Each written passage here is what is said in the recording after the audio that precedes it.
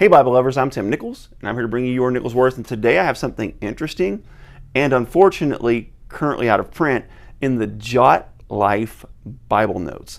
So maybe some of you can find a way to help us get this back in print, but it's pretty cool. First of all, it's got a nice genuine leather cover. Not bad grain. It's a little stiff. I don't know if this is bonded leather, but has raised spine hubs. And you notice it does not have a translation listed. I wonder why it doesn't have a translation listed.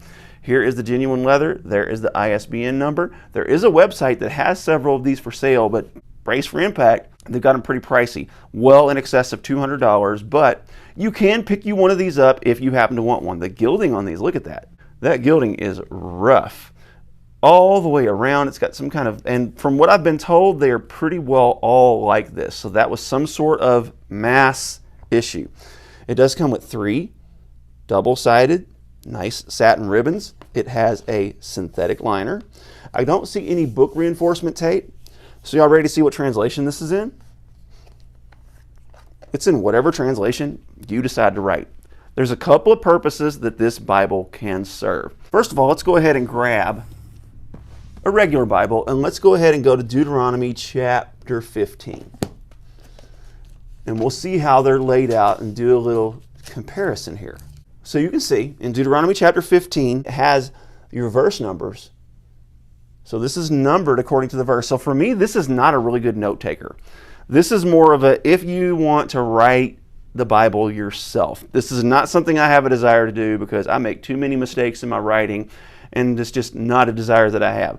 So I don't know that there's any practical use for this thing for me other than it makes a really cool video and it makes a really cool showpiece to show off to my friends. Because I'm not going to write down the Bible, and it's just not adequate for notes because it only gives you a couple of lines per verse. Now, in its defense, when the book is over, it does give you some space for extra notes at the end of each book. Let's see, it's got 1, and the paper's really thick too. It's got 1, 2, 3, 4. So that's not a lot. And you can see the lines are very narrow. You have to write pretty small. So it's just not super practical, but it is super cool. So if you're one of those ones that, you just want to jot down a few little notes for each verse, this will work for you. You've also got this space here. And if you want to write like a sermon or two, or write some notes from a sermon, or you've just got some extra thoughts on the book of Deuteronomy as a whole, you've got all this. So you could write your own commentary. But for me, I just don't think this would work, because what if you get more thoughts on Joshua chapter 5 verse 10 than you do on Joshua chapter 5 verse 11? You still have the same amount of space, and you're just going to confuse matters if you go into the next verse. So again, doesn't seem super practical, but what's interesting is the lines here are line matched. So if you were to stay within the lines, your text would end up being line matched. But just really fascinating.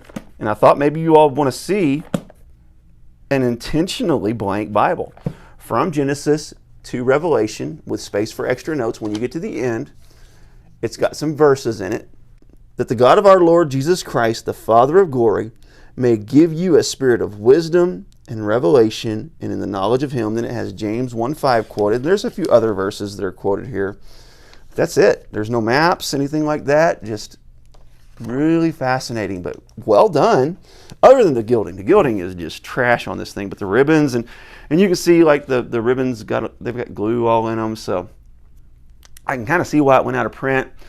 But ultimately, I mean, if you wanted to write down your own Bible, this would be a pretty cool way to do it, and you'd have space to write some notes and thoughts at the end of each book.